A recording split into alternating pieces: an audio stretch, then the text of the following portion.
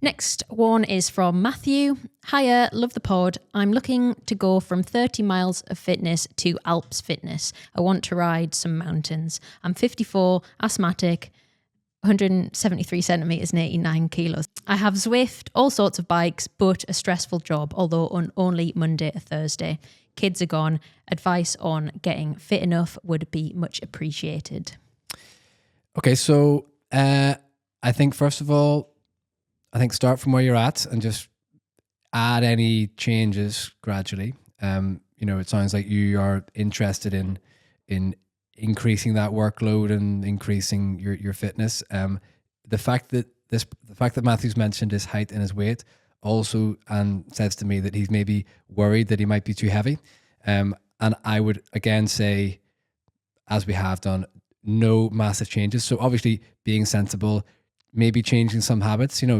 There's nothing wrong with losing weight. It's just as long as you do it and you're sensible about it.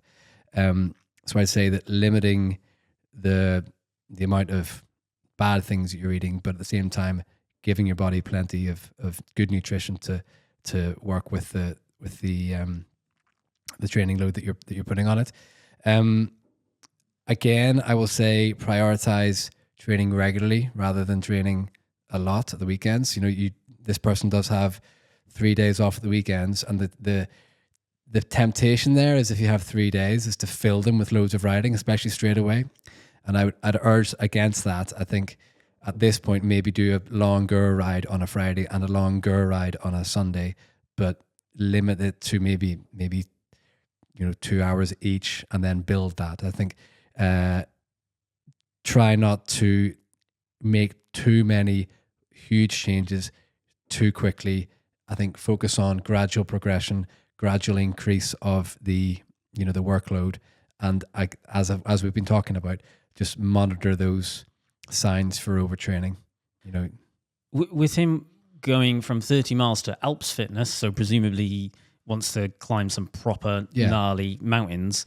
Is there anything specifically you would change because someone wants to focus on climbing? Yeah, I mean, riding on hills is, if that's something that they can do, then absolutely. I mean, some places I don't know where Matthew's from, but if there are hills available, they don't need to be very long, but if you can work a little bit on your pedaling style climbing hills, then that will benefit as well. So something that I am a big passionate believer of, and this will overcome all of Matthew's thought about maybe being on the heavy side to climb mountains, is get more gears.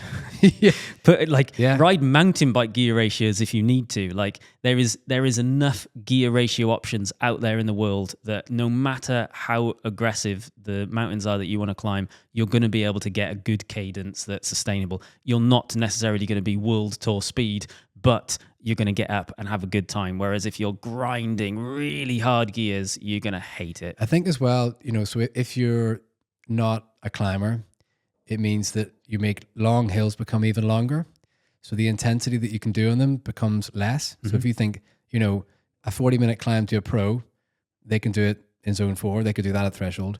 Whereas if that's taking a Matthew an hour and a half, then they're not going to be able to push as hard as what the pro can. So, and they'll be less trained, that kind of thing. So I think as well, even when you're there, try not to overdo it on the intensity. Try to be, especially if you're riding multiple days, back to back. People overestimate how much faster increasing their actual level of pain that they're going through. If you increase that by 50%, quite often you're only actually increasing 10 or 20% in terms of power. So, it's just about being sensible and not overdoing it.